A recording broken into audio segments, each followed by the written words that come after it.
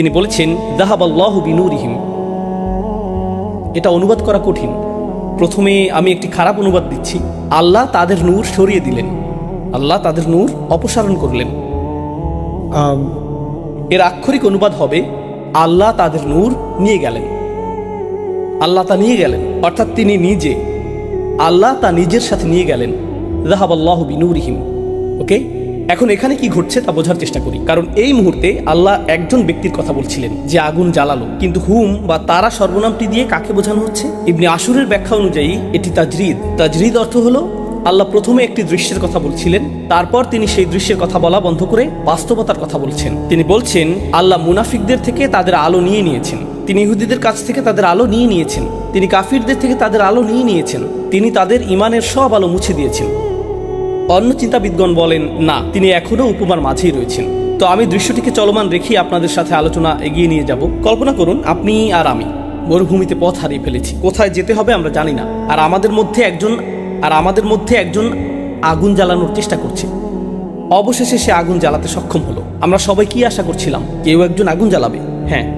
মদিনার মানুষরা কি আশা করছিল? তারা একজন একক নেতা পাবে। হ্যাঁ। ইহুদিরা কি আশা করছিল? যে তাদের শেষ নবীর সন্ধান পাবে। হ্যাঁ। আবার মক্কায় এমন লোকও ছিল যারা অন্ধকারে ছিল, কিন্তু তারা জানতও না তাদের আলোর প্রয়োজন, তারা তা জানতো না। আর আল্লাহ বলেছেন আল্লাহ তাদের নূর নিয়ে নিয়েছেন। যাহাবাল্লাহু বিনূরিহিম। এটা অত্যন্ত চমকপ্রদ অপ্রত্যাশিত উদাহরণ, এবং আমি চাই আপনি এটিকে পূর্বের আয়াতগুলোর আলোকে বুঝুন। আমি যে আয়াতগুলো আগে ব্যাখ্যা করেছি বুঝার ক্ষেত্রে এখন সেগুলো কাজে লাগবে। যখন তাদেরকে ঈমান আনতে বলা হলো, অন্য মানুষেরা যেভাবে ঈমান এনেছে, তখন তারা কি বলেছে? আমরা কি এই বোকাদের মতো ঈমান আনবো? এই বোকাদের মতো? অন্য কথায় তাদেরকে বলা হলো নবীজির কাছাকাছি থাকো, আর রাসূল সাল্লাল্লাহু আলাইহি সাল্লামের সঙ্গী সাহাবীদের কাছাকাছি থাকো, যারা রাসূল সাল্লাল্লাহু আলাইহি সাল্লামের কাছ থেকে শিখছেন, যারা নৈকট্যপ্রাপ্ত, যারা সেই আলোর কাছাকাছি যা ঈমানের উষ্ণতা ছড়ায়। কিন্তু তারা বলে না ধন্যবাদ, আমরা দূরেই থাকবো, তাই না? তারা বলে না না না, আমরা নিরাপদ দূরত্ব বজায় রাখবো। তুমি আমাকে এখানে যোগ দিতে বলছো? না না না, আমি এই আগুনে পুড়ে যেতে চাই না, আমি দূর থেকেই ভালো আছি, আমি এখান থেকেই দেখতে পাচ্ছি। না ধন্যবাদ, দূরে থাকাই যথেষ্ট। আর যারা সেখানে আছে তারা কাছাকাছি গিয়ে বলে হ্যাঁ হ্যাঁ আমরাও এখানে রয়েছি। তারাই আবার ফিরে গিয়ে বলে আমরা আসলে এটাকে সিরিয়াসলি নেইনি। তো তারা এর কাছাকাছিও আসতে চায় না, আর যদি তারা আসেও শুধুমাত্র লোক দেখানোর জন্যই আসে, তাই না? উপমাটিতে রয়েছে আল্লাহ তাদের আলো কেড়ে নিয়েছেন। এর দ্বারা আসলে কি বোঝাচ্ছে? তারা সেই স্থানেই ছিল, আল্লাহ শুধু আলোটি নিয়ে গেলেন, আল্লাহ সেই আলোটি নিয়ে গেলেন। কিন্তু বাস্তবে কি ঘটছে? রাসূল সাল্লাল্লাহু আলাইহি সাল্লাম সেখানেই, তাদের মধ্যেই রয়েছেন, সাহাবীগণ তাদের মধ্যেই রয়েছেন। কে সেখান থেকে চলে যাচ্ছে? তারা।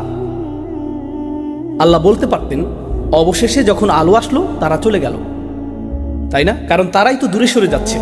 কিন্তু আল্লাহ তা বলেননি। আল্লাহ বলেছেন আল্লাহই তাদের আলো কেড়ে নিয়েছেন। বিষয়টা আপনি কিভাবে বুঝবেন? আপনি যদি আগের আয়াতগুলো লক্ষ্য করেন তাহলে দেখবেন যখনই আল্লাহ কোনো প্রতিক্রিয়ার কথা বলেন তারা আল্লাহকে নিয়ে উপহাস করে। মূলত আল্লাহই তাদের নিয়ে উপহাস করছেন। তারা আল্লাহকে বোকা বানানোর চেষ্টা করে, কিন্তু প্রকৃতপক্ষে তারা নিজেদেরকেই বোকা বানাচ্ছে। আয়াতগুলোতে বারবার দেখতে পাবেন তারা কিছু করে আর আল্লাহ তার জবাবে কিছু করেন, তারা কিছু করে আর আল্লাহ তার জবাবে কিছু করেন। কিভাবে আল্লাহ তাদের আলো কেড়ে নিলেন? তাদেরকে ক্রমাগত দূরে সরে যেতে দিয়ে।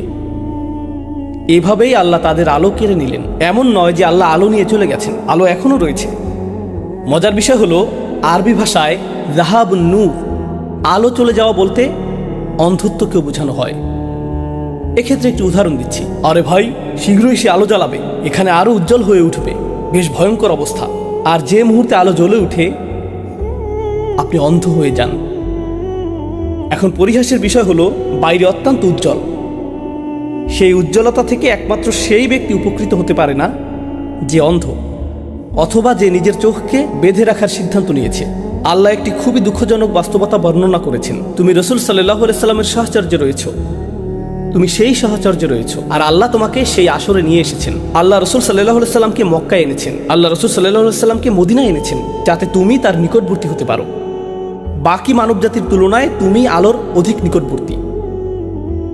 এই আলো তোমারই পাবার কথা ছিল। মদিনার প্রতিটি ব্যক্তির, মক্কার প্রতিটি ব্যক্তির এই আলো তাদেরই পাবার কথা ছিল। এটি ছিল তাদের জন্য আল্লাহর একটি বিশেষ উপহার, যা আল্লাহ রোমানদের দেননি, যা আল্লাহ পারস্যবাসীদের দেননি, যা আল্লাহ কাউকেই দেননি, কিন্তু আল্লাহ তাদেরকে দিয়েছিলেন। আর বিষয়টা আশ্চর্যজনক যে তারাই এটা থেকে অন্ধ হয়ে গেল, তারাই এর থেকে উপকৃত হতে পারলো না। নূরিহিম বাক্যাংশটি লক্ষ্য করুন, যাহাবাল্লাহু বিনূরিহিম। তাদের আলো। আল্লাহ বলতে পারতেন আল্লাহ আলো সরিয়ে নিয়েছেন, যাহাবাল্লাহু বিন-নূর আও যাহাবাল্লাহু বিনূরিহি আও বিনূরিন নার। তিনি এর যে কোনোটি ব্যবহার করতে পারতেন। তিনি বলেছেন যাহাবাল্লাহু বিনূরিহিম, তাদের নূর, অর্থাৎ আলোটি তাদের জন্যই সেখানে ছিল, এটি তাদের জন্যই ছিল, কিন্তু যখন তারা এর কদর করলো না, তা কেড়ে নেওয়া হলো। তাই এই তুলনাটি উপলব্ধি করুন।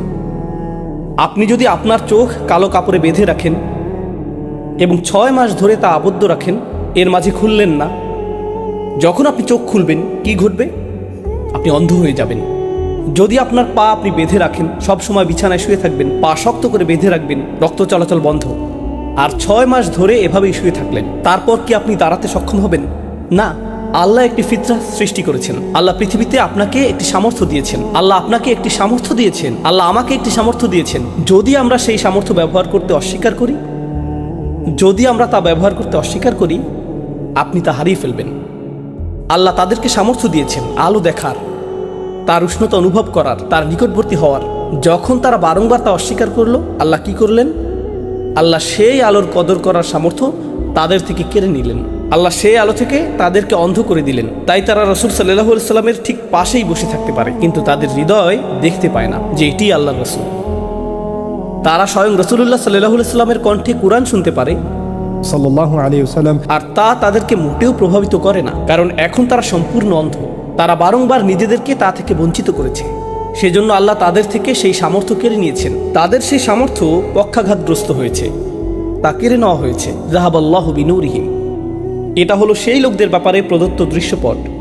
ওয়া তারাকাহুম ফি যুলুমাত, আর তিনি তাদেরকে রেখে দিলেন অন্ধকারে, তার উপর অন্ধকার, তার উপর অন্ধকার। একাধিক অন্ধকারের অর্থ কি? যদি আলোটি এখানে থাকে, আমি ঠিক এখানে দাঁড়িয়ে আছি, আর আমি দূরে সরে যেতে থাকি, তাহলে কি ঘটবে? আমি কি যাব উজ্জ্বলতার দিকে নাকি অন্ধকারের দিকে? আমি আরো আরো আরো অন্ধকারে যাচ্ছি, অর্থাৎ তারা নবীজি থেকে আরো আরো আরো দূরে সরে যাচ্ছে। আল্লাহ তাদেরকে আরো আরো আরো দূরে অন্ধকারে ছেড়ে দিচ্ছেন। চমকপ্রদ একটি বিষয় হলো, আল্লাহ এই কথাটি এই প্রথম বলছেন না, তিনি ইতিমধ্যে এটি বর্ণনা করেছিলেন যখন এর আগে কাফিরদের সম্পর্কে বলেছেন। তিনি ইতিপূর্বে এ কথা বলেছেন। আমি আয়াতটি আপনাদের সামনে পাঠ করছি। ইন্নাল্লাযীনা কাফারু সাওয়াউন আলাইহিম আনযারতাহুম আম লাম তুনযিরহুম লা ইউমিনুন খাতামাল্লাহু আলা কুলুবিহিম ওয়া আলা সামঈহিম ওয়া আলা আবসারিহিম গিশাওয়া। তিনি কাফেরদের এই অবস্থাটি বর্ণনা করেছিলেন। আর এখন মুনাফিকরা, তারা যতই দূরে সরে যাচ্ছে, ততই কাফেরদের নিকটবর্তী হচ্ছে। আপনি যদি মুমিন ও রাসূল সাল্লাল্লাহু আলাইহি সাল্লাম থেকে দূরে সরে যান, তাহলে কার নিকটবর্তী হবেন? কাফেরদের, যাদের চোখের উপর রয়েছে অন্ধকারের পর্দা। ওয়া লাহুম আযাবুন আযীম। সুতরাং অবিশ্বাস্য ভঙ্গিতে এই চিত্রটি অঙ্কিত হয়েছে। আর এই চিত্রের সবচেয়ে চমৎকার অংশগুলোর একটি হলো এই বাক্যাংশটি, ফালাম্মা আদাআত মা হাওলাহু, যখন তা তার চারপাশকে আলোকিত করল। রাসূল সাল্লাল্লাহু আলাইহি সাল্লাম নিজেই হিদায়াতের সন্ধান করছিলেন। আল্লাহ বর্ণনা করেছেন, ওয়াজাদাকা দাল্লান ফাহাদা, তিনি আপনাকে পেয়েছিলেন পথ সম্পর্কে অনবহিত, এরপর হিদায়াত দিলেন। সুতরাং আল্লাহ তার রাসূল সাল্লাল্লাহু আলাইহি সাল্লামকে হিদায়াত দিলেন, কিন্তু আল্লাহ শুধু তাকে হিদায়াতই দেননি, তিনি তাকে এমন কিছু দিয়েছিলেন যা তার চারপাশ আলোকিত করে। কিন্তু আল্লাহর আলোর ব্যাপারে উল্লেখযোগ্য বিষয় হলো, আল্লাহু মুতিম্মু নূরিহি, আল্লাহ তার আলোকে পরিপূর্ণ করতে থাকেন। 23 বছরের মধ্যে সমগ্র আরব আলোকিত হয়ে গিয়েছিল, এবং কয়েক বছর পর পারস্য আলোকিত হতে শুরু করলো, এরপর রোম আলোকিত হতে শুরু করলো, ভারত আলোকিত হতে শুরু করলো, এরপর আফ্রিকা, ইউরোপ, অস্ট্রেলিয়া এবং দক্ষিণ পূর্ব এশিয়া। এই আলো ছড়িয়ে পড়তে এবং ছড়িয়ে পড়তেই থাকলো। বিশ্বের শত কোটি মানুষ এই আলোর আওতায় আসলো, আর যারা এই আলোর সবচেয়ে নিকটবর্তী ছিল, তাদের কেউ কেউ ছিল অন্ধ। এটা কি বিস্ময়কর না? যাহাবাল্লাহু বিনূরিহিম। একটি কবিতা এসেছে, আল আকলু আকলান, সম্ভবত ইমাম রাগিব আল আসফাহানি এই কবিতাটি উদ্ধৃত করেছেন। বুদ্ধিবৃত্তি 2 প্রকার, চিন্তা শক্তি 2 প্রকার। তার মতে এর মধ্যে একটি হলো কামা দাউউশ শামসি লা তানফা আও লা ইয়ানফা ইযা দাউউল আইনি মামনুউ, আর এগুলো হলো মাতবুউন ও মাসমুউন। তার মতে একটি আলো বা বুদ্ধিবৃত্তি আছে যা আপনি শিখে থাকেন। যেমন একটি শিশু বেড়ে ওঠে, সে আপনাকে বলতে শুনে বাবা বাবা বাবা, অবশেষে সে বলতে শুরু করে বাবা। আপনি বলেন মামা মামা মামা, অবশেষে সে বলে মামা। এটি শিশুর মনের বিকাশ, এটি মাসমু। এছাড়া আরেক ধরনের বুদ্ধিবৃত্তি রয়েছে যাকে বলে মাকবুর, অর্থ আল্লাহ মানুষের তাবিয়াতে কিছু দিয়ে দেন, সেটি হলো ফিতরা, সেই আলো যা আল্লাহ আমাদের সকলকে দিয়েছেন, তাই না? সুতরাং তিনি বলেন কোনো উপকারিতা নেই। فلا ينفع المسموع إذا لم يكن مطبوع. তিনি বলেন নতুন জিনিস শেখার মধ্যে কোনো উপকারিতা নেই যদি আপনার ভেতরে যে আলো রয়েছে তাকে আপনি হত্যা করেন। আর তিনি এটা কিসের সাথে তুলনা করেছেন? এটা সূর্যের আলোর মতো, যা কারো উপকারে আসে না যদি তার চোখে আলো না থাকে, كما ضوء الشمس لا ينفع إذا ضوء العين ممنوع. তাই না? এটাই আল্লাহর আলো। কোরআন আসলো আর এর সবচেয়ে নিকটবর্তী মানুষেরা তাদের কারো কারো অন্তর ছিল আবদ্ধ, ফলে তারা এর থেকে উপকৃত হতে পারেনি। সুতরাং এই সব কিছু ইতিহাস, কিন্তু আপনার ও আমার জন্য শিক্ষণীয় বিষয় কি? বিস্ময়কর এই উপমা, অবিশ্বাস্য এই উপমাটির মধ্যে। এই উপমার উদ্দেশ্য হলো ইসলামের সাথে আমাদের সান্নিধ্য, ইসলামের সাথে আমাদের সামাজিক সান্নিধ্য, মসজিদে উপস্থিত হওয়া, কোরআনের হালাকাগুলোতে উপস্থিত থাকা, এমন স্থানে থাকা যেখানে ইসলাম প্রতিধ্বনিত হয়, যেখানে আল্লাহর আলো উপস্থিত। এগুলো যথেষ্ট নয়। আপনি সেখানে উপস্থিত থাকতে পারেন আর অন্ধ হতে পারেন, আপনি সেখানে থাকতে পারেন আর তা আপনাকে ভেদ করে চলে যেতে পারে। কেউ এটা থেকে নিরাপদ নয়, আমাদের কেউ এটা থেকে নিরাপদ নয়।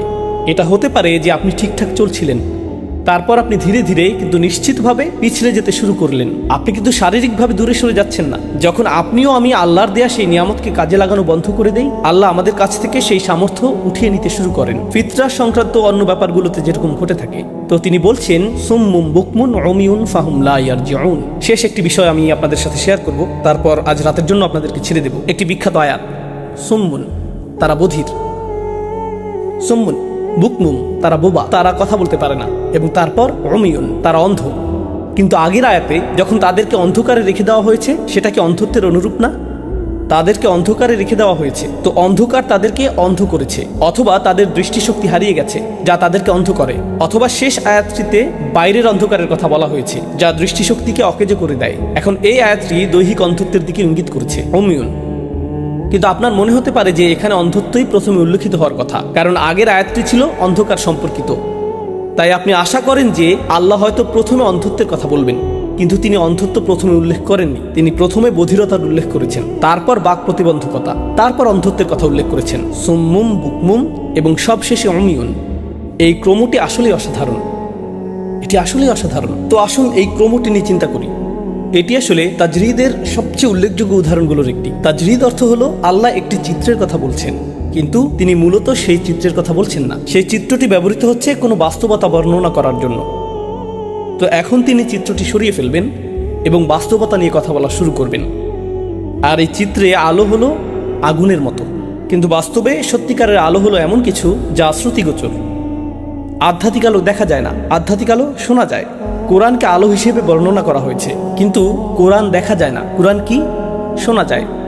সুতরাং আধ্যাত্মিক জগতে আসলে চূড়ান্ত আলো হলো যা কানে প্রবেশ করে। আরবিতে প্রচলিত একটি কথা আমার মনে পড়ছে, أساء سمعا فأساء إجابة. যখন আপনি খারাপ কিছু শুনেন তখন আপনি জবাবও দেন খারাপভাবে। আপনারা জানেন যাদের বধিরতা আছে তাদের স্পষ্টভাবে কথা বলতে কষ্ট হয়, কথা বলার ক্ষেত্রে তাদের সমস্যা নেই, তাদের সমস্যা শুধু কানে, কিন্তু তারা স্পষ্টভাবে কথা বলতে পারে না। কেন? কারণ তারা যেহেতু সঠিকভাবে শুনতে পায় না, তারা জানেই না যে কোন শব্দ উচ্চারণ করতে হবে।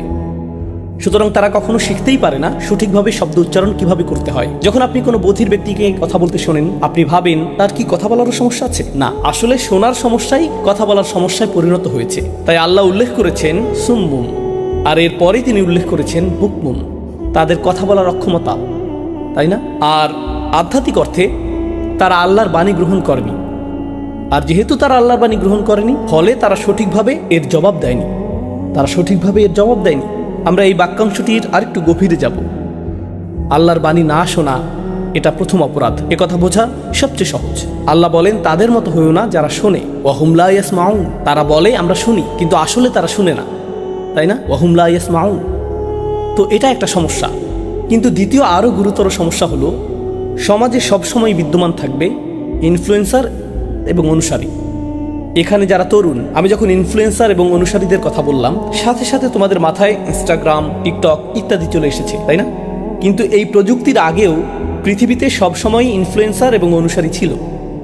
ইনফ্লুয়েন্সার ছিল রেডিওতে, ইনফ্লুয়েন্সার ছিল স্থানীয় মন্দিরে, ইনফ্লুয়েন্সার ছিল গ্রামে, ইনফ্লুয়েন্সার ছিল পরিবারে। সমগ্র মানব ইতিহাসে সবসময় ইনফ্লুয়েন্সার এবং অনুসারী ছিল। এখন কেবল ইনফ্লুয়েন্সার হওয়া সহজতর হয়ে গিয়েছে। আর আপনি যদি নির্বোধ মানুষদের ইনফ্লুয়েন্স করেন, তাহলে আপনি বিশ্বব্যাপী অনেক নির্বোধ অনুসারী জোগাড় করতে পারবেন। সুতরাং বিশ্বব্যাপী আপনি সব মূর্খ মানুষকে একত্রে সংযুক্ত করতে পারবেন এবং সম্মিলিতভাবে তাদের ইনফ্লুয়েন্সার হতে পারবেন, তাই না? আপনি যদি বুদ্ধিমান হন, আপনি অন্য বুদ্ধিমান মানুষদেরকে আপনার অধীনে জড়ো করতে পারবেন, আর আপনি বুদ্ধিমান মানুষদের ইনফ্লুয়েন্সার হতে পারবেন, তাই না? সুতরাং এই প্রবণতা সবসময়ই ছিল। প্রযুক্তি শুধু একটি অনুঘটক মাত্র। প্রযুক্তি এটাকে কেবল দ্রুততর এবং বহুগুণে শক্তিশালী করে তুলেছে, কিন্তু মূল বিষয়টি সবসময়ই বিদ্যমান ছিল। এখন কোরআন প্রায় ইনফ্লুয়েন্সারদের কথা বলেছে। আমি আবার বলছি, কোরআন প্রায় ইনফ্লুয়েন্সারদের কথা বলেছে। কেন? কারণ ইনফ্লুয়েন্সাররা সাধারণত একটি বিশাল সমস্যা তৈরি করে। কারণ ইনফ্লুয়েন্সাররা প্রচুর পরিমাণে কাকে প্রভাবিত করে? অনুসারীদের। তো মাক্কি কোরআনে আল্লাহ মিলিয়নিয়ারদের কথা বলেছেন, তিনি রাজনীতিবিদদের কথা বলেছেন, তিনি সমাজের নেতাদের কথা বলেছেন। কেন? কারণ অন্য সবাই তাদের মতো হতে চায়। সবাই কামনা করে তাদের যদি একই রকম ঘোড়া থাকতো, তাদের যদি একই রকম উট থাকতো, তাদের যদি একই রকম প্রাসাদ থাকতো, তাদের যদি একই রকম পোশাক থাকতো। অন্য সবাই ইনফ্লুয়েন্সারদের মতো পোশাক পরছে, অন্য সবাই ইনফ্লুয়েন্সারদের মতো যানবাহনে চড়তে চায়, সবাই ইনফ্লুয়েন্সারদের মতো এলাকায় থাকতে চায়, সবাই ইনফ্লুয়েন্সারদের মতো হতে চায়। হাজার হাজার বছর আগেও এমনটা ঘটতো। এই যুগে কি এমনটা ঘটে? সবাই কোনো না কোনোভাবে ইনফ্লুয়েন্সারদের অনুকরণ করতে চায়। একজন সেলিব্রিটি এক ধরনের টি শার্ট পরিধান করে, তখন টি শার্টের বিক্রি বেড়ে যায়। একজন সেলিব্রিটি এক ধরনের পানীয় তুলে নিয়ে পান করে, তখন সেই পানীয়ের বিক্রি বেড়ে যায়। সেলিব্রিটি অনুমোদন। সেলিব্রিটি বলল, আমি এই রেস্তোরাঁটি অথবা সেই রেস্তোরাঁটি পছন্দ করি, ব্যাস সবাই অনুসরণ শুরু করলো, সবাই যাওয়া শুরু করলো। আর কোম্পানিগুলোও তাদের পণ্যের বিজ্ঞাপন বাবদ এই সকল ইনফ্লুয়েন্সারদের বড় অঙ্কের টাকা দেয়, তাই না? তাই কোরআন ইনফ্লুয়েন্সারদের বিরুদ্ধে কথা বলছে, কিন্তু কোরআন কখনো কখনো অনুসারীদের বিরুদ্ধেও বলেছে, অনুসারীদের বিরুদ্ধেও বলেছে। এখন এখানে এই আয়াতে এটি এক অর্থে উভয়ের বিরুদ্ধেই বলেছে। ইনফ্লুয়েন্সাররা শুনতে অস্বীকার করেছিল, তারা শুনতে অস্বীকার করেছিল। তারা আলোর সবচেয়ে কাছাকাছি, সেজন্য তাদের সবচেয়ে বেশি সুযোগ রয়েছে উপলব্ধি করার এবং গ্রহণ করার, কিন্তু তারা তা চায় না। আর যখন তারা তা চায় না, তাদের অনুসারীরা কি করে? অমুক যদি এটা না চায়, আমিও তা চাই না। এটা যদি কল্যাণকর হতো, আমার প্রিয় ইনফ্লুয়েন্সার এটা পছন্দ করত। যেহেতু সে এটা শুনতে চায় না, আমিও শুনতে চাই না। এটা কি এ যুগে ঘটে? হ্যাঁ। আপনি যখন নিজের মস্তিষ্ক ইনফ্লুয়েন্সারের হাতে তুলে দেন এবং তার কাছে সমর্পণ করেন, আমার জন্য আপনি চিন্তা করুন স্যার, আমার জন্য আপনি চিন্তা করুন, তখন সে যা মেনে নেয় আপনিও তা মেনে নেন, সে যা প্রত্যাখ্যান করে আপনিও তা প্রত্যাখ্যান করেন। তো আপনি শুনতে অস্বীকার করার সিদ্ধান্ত নেন কারণ সেলিব্রিটি বলেছে, অমুক বলছে, তাই আমি এটা শুনবো না। এখন প্রসঙ্গক্রমে ইনফ্লুয়েন্সাররা বর্তমান সময়ে কখনো কখনো কোরআনের কিছু কথা শুনে এবং তারা এটার সাথে একমত হয়। ও মাই গড, এটা সম্পূর্ণরূপে সত্য। এই কথা যদি বলি, আমি নিশ্চিত যে আমি আর ইনফ্লুয়েন্সার থাকতে পারবো না, কারণ আমার অধিকাংশ অনুসারীরা এটা অনুসরণ করবে না। তাই হয় আমি যা বিশ্বাস করি তা বলতে হবে, না হয় আমার অনুসারীদের ধরে রাখতে হবে, তাই না? তো তারা কি করে? তারা কি কথা বলে নাকি চুপ থাকে? এমনটা কি বর্তমানে ঘটে যে এরকম ইনফ্লুয়েন্সার রয়েছে যে জানে যে কিছু বিষয়ে তার সোচ্চার হওয়া উচিত, যেমন গণহত্যা, কিন্তু সে যদি কথা বলে, সে হয়তো তার অনুমোদন হারাতে পারে, সে হয়তো কন্ট্রাক্ট হারাতে পারে, সে তার পরবর্তী নেটফ্লিক্স সিরিজ বা এই জাতীয় কিছু হারাতে পারে। তাহলে কি করাই উত্তম? চুপ থাকা, প্রসঙ্গ পরিবর্তন করা, এই বিষয়ে কথা না বলা। এটা নিয়ে কথা বলো না। হেই, আপনি কিছু বললেন না কেন? কি বলবো? আপনি কি বলছেন? আমি বুঝতে পারছি না আপনি কিসের কথা বলছেন। জানেন এরা কি? বুকমুন, বোবা। তারা শুনতে চায় না, আবার তারা কিছু বলতেও চায় না, কারণ তারা জানে তারা ইনফ্লুয়েন্সার। তারা যদি মুখ খুলে, অন্যরা তা শুনবে, আর তারপর তারা তাদের সকল অনুসারী হারাবে। প্রসঙ্গক্রমে আপনি যদি কোরআন মানেন, তাহলে আপনাকে মানতে হবে যে আপনার নিজের ইনফ্লুয়েন্স অর্থহীন। আপনি শুধুমাত্র আল্লাহ ও তার রাসূল সাল্লাল্লাহু আলাইহি সাল্লামের কাছ থেকে ইনফ্লুয়েন্স গ্রহণ করবেন। তাই আপনি আর নেতা হতে আগ্রহী না, আপনি এখন অনুসারী হতে আগ্রহী। আপনি সেই জীবনটা ত্যাগ করতে চলেছেন, কিন্তু রঙিন সেই জীবনটা ছেড়ে আসা বেশ কঠিন। তাই আপনি সত্যিই কি মনে করছেন সেই বিষয়ে কথা না বলাই আপনার কাছে উত্তম। সেজন্য আপনি চুপ থাকেন। আর অন্যদিকে রয়েছে অনুসারীরা এমন, কোরআন যা বলেছে আমি তা আসলেই পছন্দ করি, কিন্তু আমি তো এই সেলিব্রিটির অনুসারী। আমি যদি কোরআনের পথে চলি, আমার সকল বন্ধুরা যারা নিজেরাও অনুসারী, তারা আমাকে ঘৃণা করবে, তারা আমাকে ক্লাব থেকে বের করে দেবে। আমি কোরআনের সাথে একমত হতে পারবো না, আমি এর বাণীগুলোর সাথে একমত হতে পারবো না। তাহলে আমার গোটা সামাজিক গ্রুপটি আমাকে ত্যাগ করবে, তারা আমার মেম্বারশিপ ব্যাজ কেড়ে নেবে, তারা আমাকে ব্লক করে দিবে, আমার কমেন্টে কেউ লাইক রিয়েক্ট দিবে না। আমি যদি কোরআনের সাথে একমত হই, এই সব কিছু শেষ হয়ে যাবে, পরিণাম অনেক ভয়াবহ। তাই আমি বুকমুন থাকব, আমি বুকমুন আবকাম থাকব, আমি চুপ থাকব, আমি কিছু বলবো না। আর তারপর রয়েছে অমিউন, অন্ধ। আমি শুধু ভান করব যে আমি এটা দেখিনি, আমি চিন্তা করতে চাই না। অমিউন শব্দটি রূপক অর্থেও প্রযোজ্য, শুধুমাত্র দৈহিক অন্ধত্বই না, কোনো কিছুর অস্তিত্ব জানা সত্ত্বেও আপনি এটাকে না দেখার চেষ্টা করছেন। আমি তো কিছু দেখিনি। জানেন এটা কি? ইচ্ছাকৃতভাবে কিছু উপেক্ষা করা, যদিও সেটা উপস্থিত। আর আপনি যদি এতে মনোযোগী হন, তাহলে বাস্তবতা বেরিয়ে আসতে পারে। আল্লাহ বলেছেন আদা আতমা হাউলা, অর্থাৎ চারপাশের সব কিছু আলোকিত হয়ে গেছে, ফলে তা উপেক্ষা করা অসম্ভব। এই আয়াত আমাদের শিক্ষা দেয় যে অন্ধত্বের আগেও মূলত রয়েছে শুনতে অস্বীকৃতি এবং বিবেক অনুযায়ী সত্য বলতে অস্বীকৃতি। এই দুটি জিনিস যদি বিদ্যমান থাকে, সেখান থেকে অন্ধত্বের সৃষ্টি হয়। প্রথম আয়াতটি ছিল অন্ধত্ব সম্পর্কিত। দ্বিতীয় আয়াত অর্থাৎ এই আয়াতটি সুম্মুম বুকমুন অমিউন আসলে অন্ধত্বের উৎস বর্ণনা করছে। অন্ধত্ব কোথা থেকে আসে? এই লোকেরা কিভাবে এত অন্ধ হতে পারলো? আজকাল আপনি সোশ্যাল মিডিয়াতে দেখবেন মানুষ কথা বলছে এবং তারা একদম অযৌক্তিক কথা বলছে, আর আপনার অবস্থা এমন, এটা কিভাবে সম্ভব যে এই ব্যক্তি এই কথা বিশ্বাস করে? এটা কিভাবে সম্ভব? কিভাবে সে বাস্তবতার প্রতি এতটা অন্ধ হতে পারে? আর আপনি যদি কিছুটা চিন্তা করেন, তখন দেখতে পাবেন এর পেছনে রয়েছে সুম্মুন এবং বুকমুন, যা অমিউনকে ব্যাখ্যা করে। এটা তাই ব্যাখ্যা করে। এরপর অবশেষে আল্লাহ বলছেন ফাহুম লা ইয়ারজিউন, ফলে তারা ফিরে আসবে না, যা এই চিত্রটিকে পূর্ণতা দিচ্ছে। খেয়াল করে দেখুন, এরকম মনে হচ্ছিল যেন আল্লাহই তাদের আলো কেড়ে নিয়েছেন। আল্লাহ যদি প্রকৃতই তাদের আলো কেড়েই নিতেন, তাহলে আয়াতটি এভাবে শেষ হতো, আল্লাহ আর আলো ফিরিয়ে আনবেন না। কিন্তু আয়াতটি এভাবে শেষ হয়নি, আয়াতটি শেষ হয়েছে তারা আর ফিরে আসবে না। তাহলে আয়াতটি আমাদের কি শিক্ষা দিচ্ছে? আল্লাহ মূলত ছেড়ে চলে যাননি। আসলে কে ছেড়ে গেছে? তারাই। তবে আল্লাহ তাদেরকে যেতে দিয়েছেন, আর আল্লাহ তাদের থেকে তাদের আলো কেড়ে নেওয়ার অনুমতি দিয়েছেন, কারণ তারা এর কদর করেনি এবং তারা এই আলোর দিকে ফিরেও আসতে চায়নি। আর শক্তিশালী এই চিত্রটি যা আল্লাহ এই আয়াতটিতে এঁকেছেন, তা তাদের সম্পর্কে যারা তাদের বিপদগামিতায় অটল, আল্লাহর হিদায়াত অনুসরণ করতে যারা অস্বীকৃতি জানায়। আল্লাহ আমাদের সবাইকে এর থেকে হেফাজত করুন এবং আল্লাহ আমাদের উপলব্ধি করার ক্ষমতা দিন যে অসাধারণ এই আয়াতটিতে যে ব্যক্তি আগুন জ্বালায়, সে হয়তো একজন ব্যক্তি মাত্র, যার অর্থ তারা সবসময় সংখ্যাগরিষ্ঠের বিপরীতে থাকবে। আর যার কাছে আলো আছে, আপনি যখন তার কাছে যান, আপনি জনপ্রিয় কারো কাছে যাচ্ছেন না, আপনি আসলে এমন কিছুর দিকে যান যা অজনপ্রিয়। এটা আপনার পরিবারে অজনপ্রিয়, আপনার সম্প্রদায়ে অজনপ্রিয়, আপনার বন্ধুমহলে অজনপ্রিয়। আপনি শুধু মুসলিম দেশে আছেন বলে এর অর্থ এই না যে ইসলাম সেখানে প্রভাবশালী।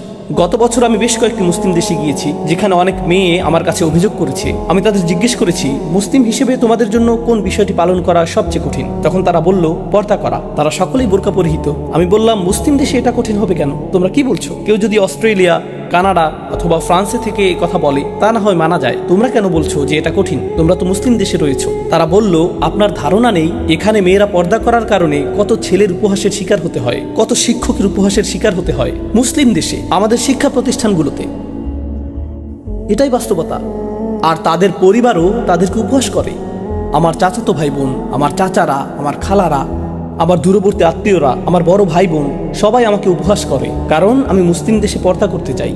আমার স্কুলের শিক্ষক, আমার স্কুলের বন্ধুরা সবাই। আমি একাকী, কারণ আমি পর্দা করার ইচ্ছা পোষণ করি, অথবা আমি নামাজ পড়ি, বিরতির সময়ে আমি নামাজ পড়ি, আমি জোহরের নামাজ পড়ি। মুসলিম দেশে দুজন মেয়ে এক কোণে নামাজ পড়ছে, আর গোটা স্কুলের সকল মেয়ে ওই মেয়ে দুটিকে উপহাস করছে, কারণ তারা নাকি চরমপন্থী। আমি যা বলতে চাইছি তা হলো, যারা আলো ধারণ করে, হতে পারে সকল স্থানেই তারা সংখ্যালঘু, তারা সংখ্যালঘু হতে পারে। আর চোখ উন্মুক্ত করাটা কষ্টসাধ্য, এটা অত্যন্ত কষ্টসাধ্য। অন্ধ থাকাটা অনেক সহজ, কান বন্ধ করে রাখাটা অনেক সহজ, এটা অনেক সহজ। কোনো কিছু নিয়ে চিন্তা করা সত্ত্বেও সাহসিকতার অভাবে তা প্রকাশ না করা, এটা প্রকাশ করতে অনেক সাহসিকতার প্রয়োজন। অন্ধত্ব কাটিয়ে উঠতে অনেক সাহসিকতার প্রয়োজন। আলোক সৃষ্টিকারী আগুন জ্বালাতে প্রচেষ্টার প্রয়োজন এবং এর অনুসরণ করতে প্রচেষ্টার প্রয়োজন। অচল হয়ে থাকাটা সহজ, অন্ধকারে থাকাটা সহজ। আল্লাহ আমাদেরকে তাদের অন্তর্ভুক্ত করুন যারা আলোর দিকে প্রত্যাবর্তন করে এবং যারা ভুল কাজ করে, এলোমেলো কাজ করে, যারা সীমা লঙ্ঘন করে। এই অনুচ্ছেদে আল্লাহ পাপীদের বর্ণনা দিয়েছেন। প্রথমে এসেছে, আল্লাহ বলছেন, قل يا عبادي الذين أسرفوا على أنفسهم। তিনি তার রসুল সাল্লাল্লাহু আলাইহি সাল্লামকে বলেছেন, তিনি তাকে আদেশ করেছেন, বলুন আমার সেই বান্দাদেরকে যারা নিজেদের উপর অন্যায় করেছে। يا عبادي الذين أسرفوا على أنفسهم। এখানে কুল শব্দটির ব্যবহারে একটি চমৎকার ব্যাপার রয়েছে।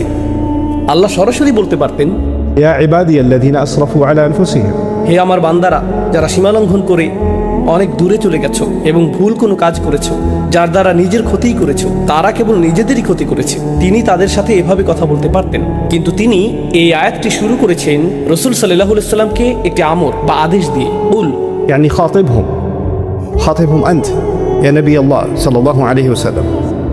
কেন? কারণ আল্লাহ রসুল সাল্লাল্লাহু আলাইহি সাল্লামের দায়িত্ব হলো পাপীদের স্মরণ করিয়ে দেয়া। সেই পাপীরা, এমনকি সেই পাপীদের উদ্দেশ্যেও আল্লাহ সরাসরি কথা বলছেন, আল্লাহ তাদের উদ্দেশ্যে সরাসরি কথা বলছেন। সুতরাং এখানে দুটি বিষয় ঘটছে।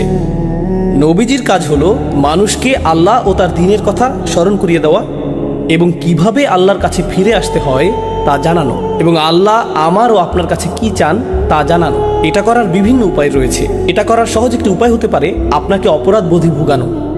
তুমি এটা করেছো, তুমি সেটা করেছো, তুমি ওটা করেছো, তুমি জানো এই পাপের শাস্তি কি? জাহান্নাম। তুমি জানো এই পাপের শাস্তি এটা, তুমি জানো আল্লাহ তোমার সাথে কি করবেন, তুমি জানো বিচার দিবসে কি ঘটবে। এমন অনেক উপায়ে এটা করা যায়। আমি আগামী 20 মিনিট আপনাদেরকে এই খুতবা দিতে পারতাম এবং বারবার স্মরণ করিয়ে দিতে পারতাম যে সম্ভবত আপনাদের জান্নাতে যাওয়ার কোনো সম্ভাবনাই নেই। আমি তা করতে পারতাম, কিন্তু এই আয়াতে আমি নবীজি সাল্লাল্লাহু আলাইহি সাল্লাম এবং স্বয়ং আল্লাহর কাছ থেকে ভিন্ন কিছু শিখেছি। আল্লাহ তার রসুল সাল্লাল্লাহু আলাইহি সাল্লামকে আদেশ করেছেন এমন লোকদের সাথে কথা বলতে যারা নিজেদের নিয়ে লজ্জিত, কারণ তারা পাপে নিমজ্জিত এবং তারা মনে করে আমি এতটাই খারাপ, আল্লাহ আমার সাথে কথাই বলবেন না, আল্লাহ কেনই বা আমাকে সম্বোধন করবেন। আল্লাহ তাদের উদ্দেশ্যে কথা বলেন যাদের তিনি ভালোবাসেন, যারা তার অনুগত। আল্লাহ তাদের উদ্দেশ্যে কথা বলেন যারা তার আদেশ পালন করে।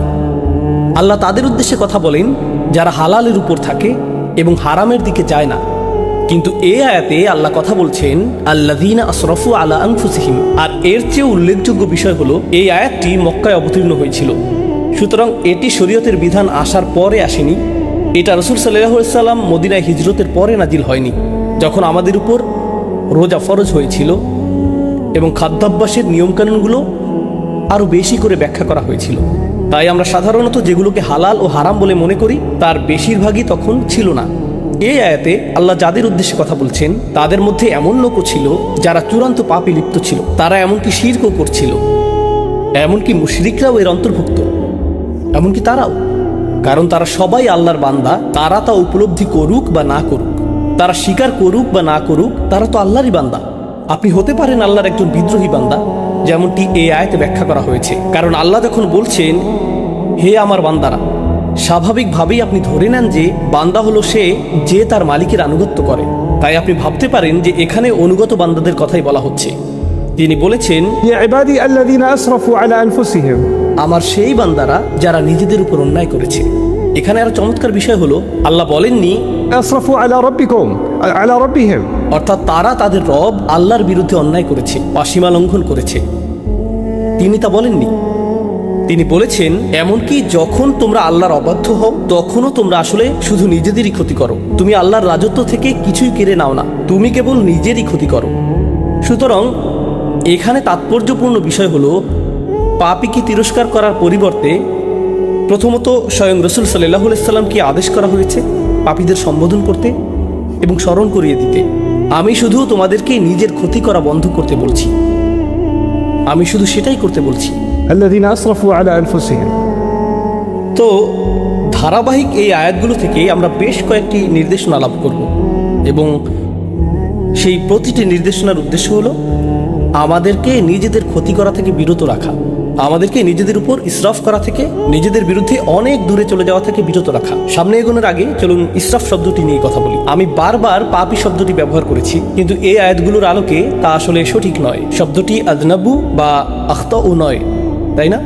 وارتكبوا السيئات فعبر سبحانه وتعالى عن الذنوب المرتكب الذنوب بالذين أسرفوا على أنفسهم. إسراف على نفسه، الإسراف على نفسه. তাহলে আসরাফু আলা আনফুসিহিম এর অর্থ কি? আরবিতে ইসরাফ হলো আপনি যখন স্বাভাবিক মাত্রার উপরে চলে যান। যেমন ধরুন আপনি ইফতার করছেন আর আপনি যথেষ্ট ইফতার করতে পারেন যাতে ক্ষুধা নিবারণ হয়, কিন্তু আপনার ক্ষুধা না থাকা মানে এই না যে প্লেটে থাকা চিকেনের উপর আপনি আরও প্রতিশোধ নেবেন না। তাই আপনি আরও 6টি মুরগির রান নিলেন এবং বাকি ফ্রাইগুলোও নিলেন, অর্ধেক বোতল কেচাপ নিলেন, কারণ আপনার কাজিনও ফ্রাইয়ের দিকে তাকিয়ে আছে। এবং সেগুলো তার হাতে যাওয়ার আগেই আপনাকে নিতে হবে। এভাবেই আপনি মুখে খাবার পুড়তে থাকেন, আপনার ক্ষুধা 10 মিনিট আগেই শেষ, কিন্তু আপনি এখনো খাচ্ছেন, এটাই ইসরাফ। আপনি প্রয়োজনের চেয়ে বেশি খাচ্ছেন, এটাই ইসরাফ। ইসরাফ অর্থ অতিরিক্ত, ইসরাফ অর্থ প্রয়োজনের অতিরিক্ত, যথাযথ পরিমাণের চেয়ে বেশি, রাইট? আল্লাহ প্রকৃতিকে এমনভাবে তৈরি করেছেন, শুধু আধ্যাত্মিক বা ধর্মীয় অর্থে নয়, বরং ফিতরা বা স্বভাবগতভাবেও আল্লাহ এমন ব্যবস্থাপনা তৈরি করেছেন যেখানে ইসরাফ সবসময়ই আপনার ক্ষতি করবে। অতিরিক্ত পানি পানেও আপনি মারা যেতে পারেন। অতিরিক্ত পানি একটি ভালো জিনিস, অতিরিক্ত পানি পান করার ক্ষতিকর দিকও রয়েছে। আপনার শরীরে চিনির প্রয়োজন, অতিরিক্ত চিনি সমস্যা তৈরি করে। অতিরিক্ত পরিমাণে যে কোনো কিছুই সমস্যা সৃষ্টি করে। অতিরিক্ত ঘুমও সমস্যার কারণ, অতিরিক্ত ব্যায়ামও সমস্যার কারণ। আল্লাহ যা কিছু তৈরি করেছেন সব কিছুকেই একটি সীমার মধ্যে থাকতে হয়, আর আপনি যদি সেই সীমা অতিক্রম করেন তখন কার ক্ষতি করেন? নিজেরই ক্ষতি করেন। সব কিছুতেই, জীবনের প্রতিটি ক্ষেত্রেই আপনি এবং আমি ইসরাফে লিপ্ত হতে পারি। কিন্তু কি ঘটে? মানুষ হিসেবে মাঝে মাঝে আমরা কিছু বিষয়ে ভালো করি বা অন্যান্য জিনিসের চেয়ে কিছু জিনিস বেশি উপভোগ করি।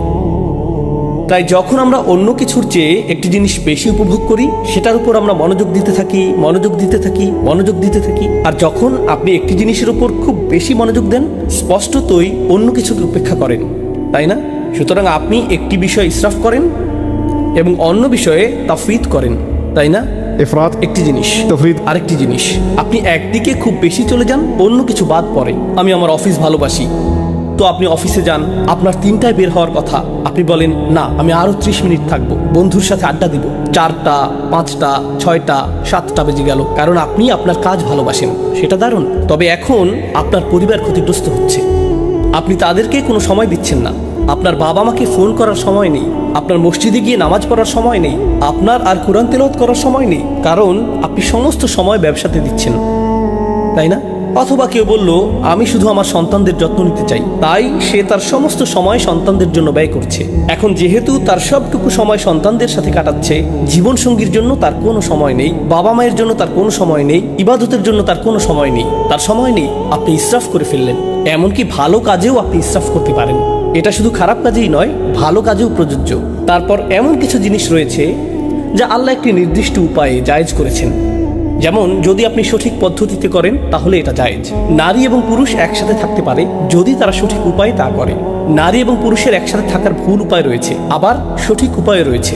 এখন আপনি যদি সেই সীমাটি অতিক্রম করেন তাহলেও আপনি ইসরাফ করছেন। আপনি এমন সীমা লঙ্ঘন করছেন যা লঙ্ঘন করা উচিত নয়। সুতরাং সীমা লঙ্ঘনের বিভিন্ন ধরন রয়েছে। কখনো কখনো মানুষ সীমা অতিক্রম করে এবং তারা তা বুঝতে পারে না, এটি আরেকটি বিষয়।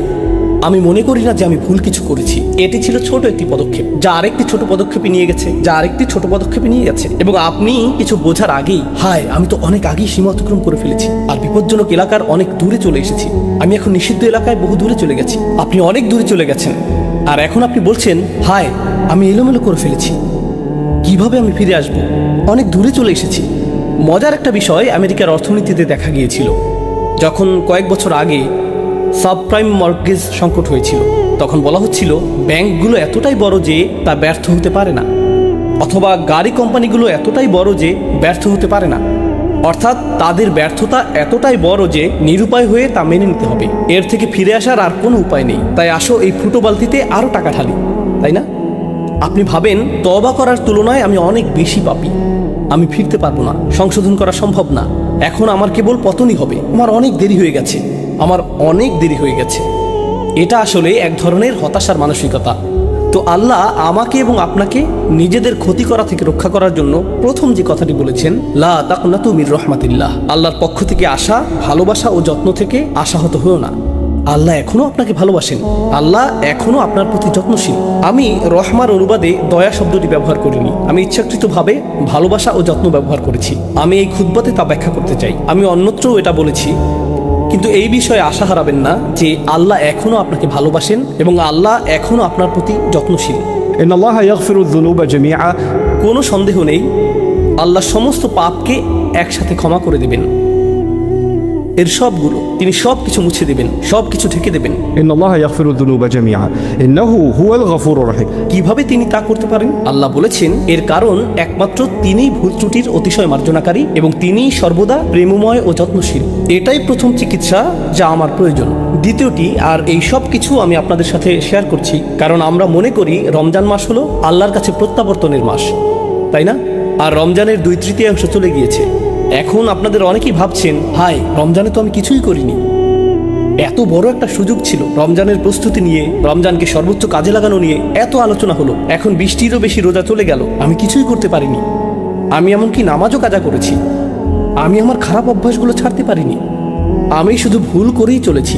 আর এখন রমজান মাস প্রায় শেষ, কিন্তু আত্মতৃপ্তি লাভ করার মতো আমার কিছুই নেই। ঠিক যেমন আমরা বলি আত্মতৃপ্তি লাভ করার মতো আমার জীবনে কিছুই নেই, আমি সব নষ্ট করে ফেলেছি। এখন আমরা রমজানের ক্ষেত্রেও সেটাই বলছি। রমজান হলো 1 মাসে আমাদের জীবনের সারসংক্ষেপ, আর রমজানের এই 2/3 শেষ হয়ে যাওয়াটা অনেকটা এরকম, ও আমার জীবনের অনেকটা সময় চলে গেছে, এখন আমি কি করতে পারি, তাই না? প্রতিবার শেষ 10 রাতে আপনি শুনেন যে আপনাকে আরো বেশি কিছু করতে হবে, আরো বেশি করতে হবে। আমি ভাবছি আমি তো ন্যূনতম বাধ্যবাধকতাও পূরণ করছিলাম না, আর এখন আরো বেশি করতে হবে। বাদ দেই, আমি আর এর মধ্যে নেই, আমার অনেক দেরি হয়ে গেছে। এটা ভালো মানুষদের জন্য, এই শেষ 10 দিন এবং এই সমস্ত প্রণোদনা এগুলো ভালো মানুষদের জন্য। আমি তো এই দলেই পড়ি না। প্রথমত, আল্লাহর রহমতের উপর আশা হারাবেন না, আল্লাহ ক্ষমাশীল। বলবেন না, ও রমজানের প্রথম 20 দিনে আমি কতই না খারাপ কাজ করেছি, হঠাৎ করেই আল্লাহ কেন এটা মেনে নেবেন যে আমি শেষ 10 রাতে ভালো হয়ে গেলাম? কেন তিনি এটা মেনে নেবেন? এটা ঠিক যেন আমাদের জীবনের শেষে অবস্থা। আমরা যদি জীবনের বেশিরভাগ অংশ পাপে কাটিয়েও থাকি, আল্লাহ তবুও আমাদের সব কিছু পরিবর্তন করার, ফিরে আসার একটি সুযোগ দিচ্ছেন। তারপর তিনি বলেছেন, দ্বিতীয় বিষয়টি হলো وأنيبوا إلى ربكم। সর্বান্তকরণে ফিরে আসো। إن الإنابة العودة إلى الله قلبا। যখন আপনি অন্তর দিয়ে আল্লাহর দিকে ফিরে আসেন, একেই বলা হয় ইনাবা। অন্তর থেকে আপনার প্রভুর কাছে ফিরে আসুন। এটা গুরুত্বপূর্ণ, তার কারণ এর মানে আপনি বাকি সবার কথা শোনা বন্ধ করুন। তার কথা শোনা বন্ধ করুন যে বলে তুমি কখনো ভালো হবে না, আল্লাহ তোমাকে কখনো ক্ষমা করবেন না। আপনার জীবনে এমন লোক আছে যারা এমন কথা বলে থাকে, আল্লাহ তোমাকে কখনো ক্ষমা করবেন না। এমন মানুষ আছে যাদেরকে আপনি দেখেন এবং বলেন, আরে ওই ব্যক্তি আল্লাহর কতই না নিকটবর্তী, আর আমি যখন নিজেকে তার সাথে তুলনা করি, নিজেকে খারাপ মানুষ মনে হয়, কারণ উনি আসলে একজন ভালো মানুষ। তার সাথে আমার তুলনা হয় না, তার সাথে আমার তুলনা হয় না, তাই না? তো তারা আপনাকে ছোট না করলেও আপনি তাদের সব ভালো কাজ করতে দেখেন আর নিজের দিকে তাকিয়ে বলেন, এসব করে লাভ কি, আমি কখনোই ওই ব্যক্তির পর্যায়ে পৌঁছতে পারবো না। কোনো একজন এসে বলল, মাশাআল্লাহ, আলহামদুলিল্লাহ, আমি এই মাসে দ্বিতীয়বারের মতো কোরআন খতম করলাম, আর আপনার অবস্থা এমন আমি তো ফাতিহাও পড়িনি। কিন্তু আপনি তা আর বলেন না, আপনি এমন যে আমি কখনোই এই মানুষগুলোর নাগাল পাবো না, এই লোকেরাই জান্নাতে যাবে। আমি তো মনে হচ্ছে রাস্তার অন্য পাশে রয়েছি, বিপরীত দিকে এগিয়ে যাচ্ছি, তাই না? না, আল্লাহ বলছেন তোমার রবের কাছে ফিরে এসো, অন্য মানুষের দিকে তাকিও না। শুধু তুমি তোমার হৃদয়কে শুধু তোমার রবের দিকে ফিরাতে হবে, আর অন্য সবার প্রতি মনোযোগ দেওয়া বন্ধ করো। এটা কোনো প্রতিযোগিতা নয়, এটা কোনো প্রতিযোগিতা নয়। কয়জন 8 রাকাত পড়েছে, কয়জন 20 রাকাত পড়েছে, তুমি কয়টি কিয়ামুল লাইল আদায় করেছো, তুমি কয় রাকাত তাহাজ্জুদ পড়েছো, এটা কোনো প্রতিযোগিতা নয়, এটা কোনো প্রতিযোগিতা নয়, এটা অন্য কারোর সাথে তুলনা নয়। এখন আপনাকে শুধু নিজেকেই ফিরিয়ে আনতে হবে। أنيبوا إلى ربكم وأسلموا له من قبل أن يأتيكم العذاب। তার সামনে নিজেকে সঁপে দাও, শাস্তি আসার আগে, অনেক দেরি হওয়ার আগে। অর্থাৎ আল্লাহ বলছেন এখনো খুব বেশি দেরি হয়ে যায়নি, অনেক দেরি হবে যখন শাস্তি চলে আসবে, যার অর্থ হলো যখন আপনার মৃত্যু আসবে এবং তারপরে বিচার দিবস চলে আসবে, তা এখনো আসেনি। তাই আপনার জন্য এখনো দেরি হয়ে যায়নি। অন্যভাবে আল্লাহ একথা বলছেন যে তোমার কাছে সময় আছে, অন্যভাবে আল্লাহ একথা বলছেন যে তোমার আশা এখনো শেষ হয়নি। وأسلموا من قبل أن يأتيكم العذاب ثم لا تنصروا। তখন তোমাদেরকে আর সাহায্য করা হবে না, তখন আর সাহায্য করা হবে না। এটা কেবল হুমকি নয়, বরং উৎসাহও বটে। কারণ আল্লাহ যদি বলেন তখন তোমাকে সাহায্য করা হবে না, এর মানে এখন তোমাকে সাহায্য করা হবে, এখন তোমাকে সাহায্য করা হবে, তখনই কেবল তোমাকে সাহায্য করা হবে না। তো এই মুহূর্তে আল্লাহ তোমাকে সাহায্যের প্রস্তাব দিচ্ছেন, আল্লাহ আমাকেও সাহায্যের প্রস্তাব দিচ্ছেন। সুম্মা লা তুনসারুন। আর নুসরাহ অর্থ শুধুমাত্র সাহায্য নয়, এটা মুসাআদা বা আউন থেকে ভিন্ন। নুসরা ব্যবহৃত হয় সামরিক সাহায্যের ক্ষেত্রে, যখন সামরিক বাহিনীর জন্য বড় বড় চালান প্রেরণ করা হয় যাতে তারা পুনরায় রসদ পূর্ণ করতে পারে, সেটাকে আসলে বলা হয় নুসরাহ। অথবা যখন কোনো সেনাবাহিনীর আক্রমণের শিকার হবার উপক্রম হয়, অথবা তারা শত্রুর সাথে সম্মুখ যুদ্ধ করে এবং পাহাড়ের ওপর থেকে শক্তি বৃদ্ধিকারী দল আসে, সেটাই নুসরাহ। নুসরা আসলে বড় সাহায্য, এটা শুধু ছোটখাটো সামান্য সাহায্য নয়। আল্লাহ আপনাকে এমনভাবে সাহায্য করবেন যা হবে ব্যাপক শক্তিপূর্ণ এবং বিজয় আনয়নকারী। তারপর তিনি বলছেন, واتبعوا أحسن ما أنزل إليكم من ربكم। তোমাদেরকে প্রদত্ত সবচেয়ে সুন্দর বিষয়টির অনুসরণ করো যা পাঠানো হয়েছে তোমাদের রবের পক্ষ থেকে। এখানে বলার মতো আরো অনেক কিছুই আছে, আমি সেগুলোর উপর বেশি মনোযোগ দিব না। এর সবচেয়ে সহজ অর্থ হলো আল্লাহ যা নাজিল করেছেন তার মধ্যে সর্বোত্তম হলো স্বয়ং কোরআন।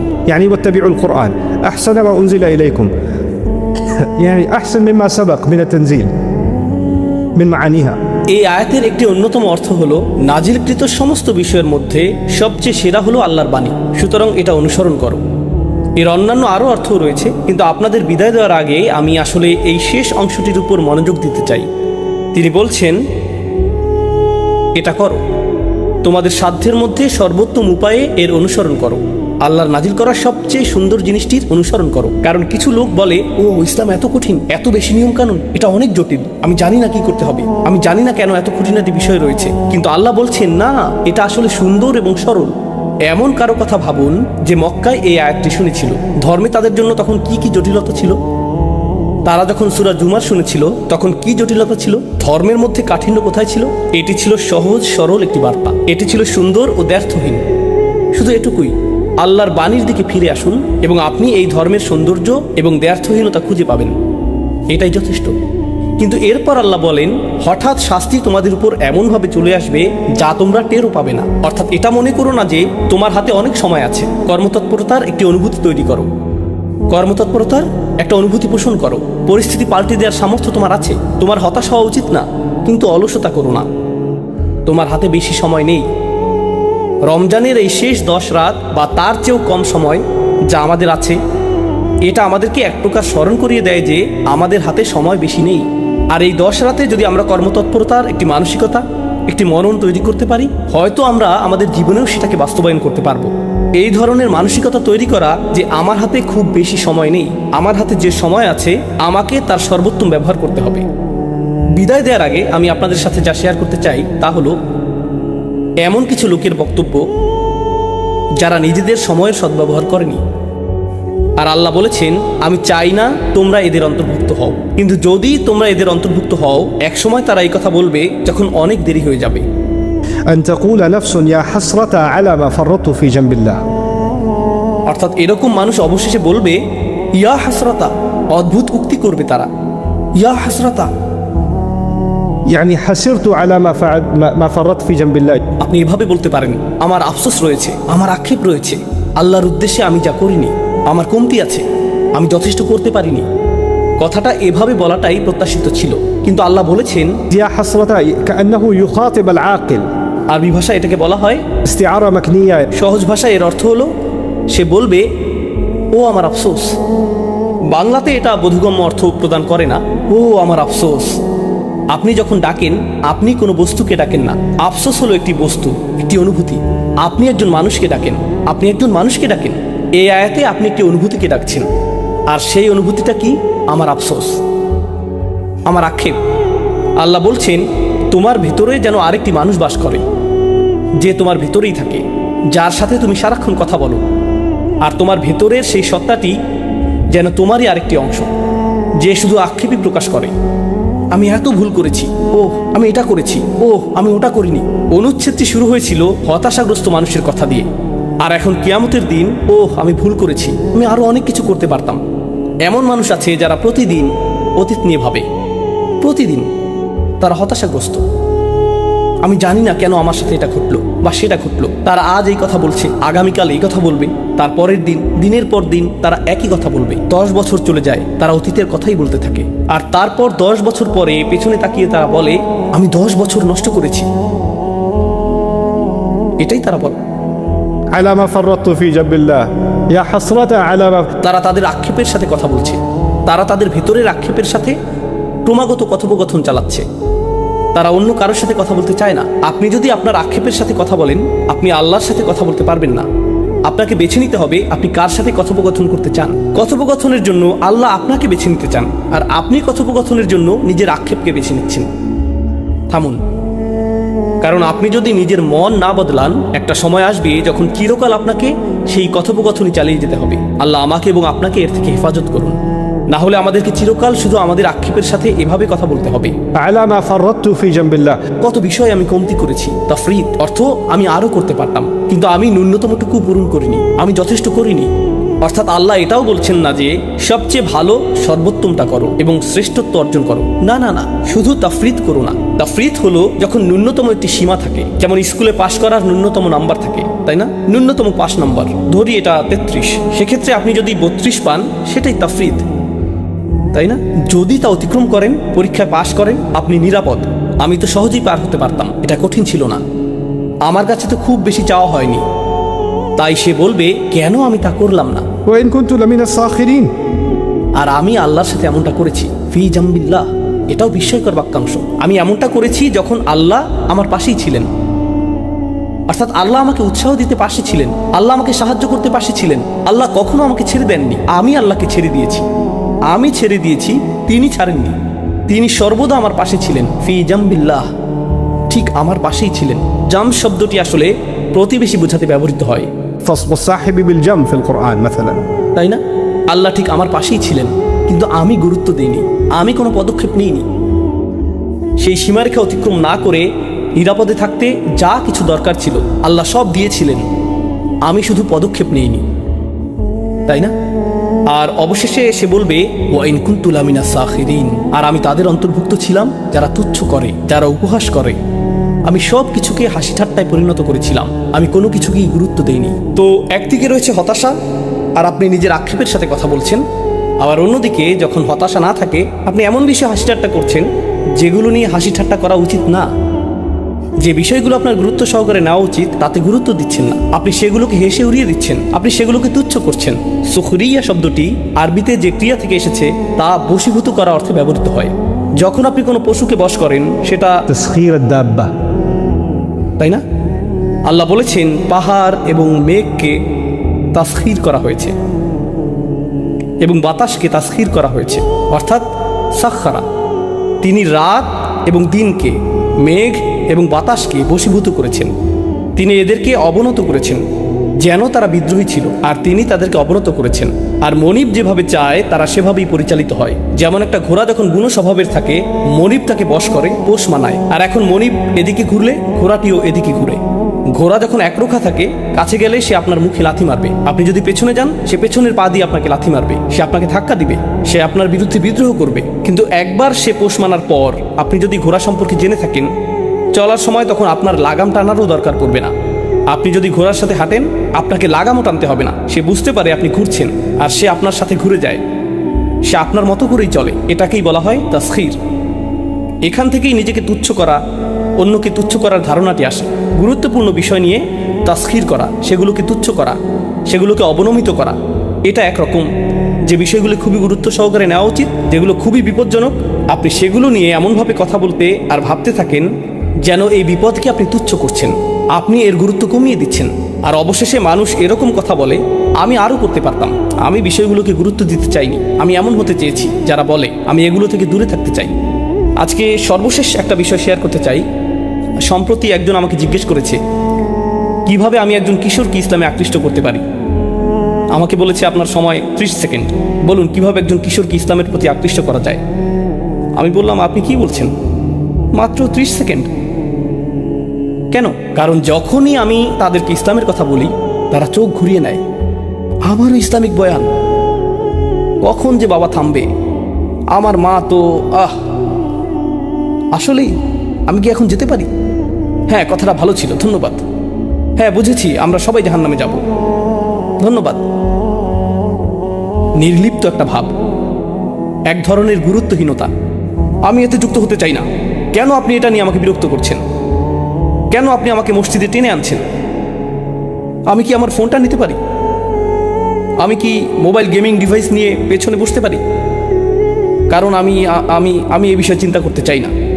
আর জানেন, এটাই একটা লাইফস্টাইলে পরিণত হয়, এবং এটা শুধু কৈশোরই সীমাবদ্ধ থাকে না, সে বেড়ে ওঠে। শেষ পর্যন্ত সেই মানুষটি বলে আমি কখনোই কিছুকে গুরুত্ব দিইনি,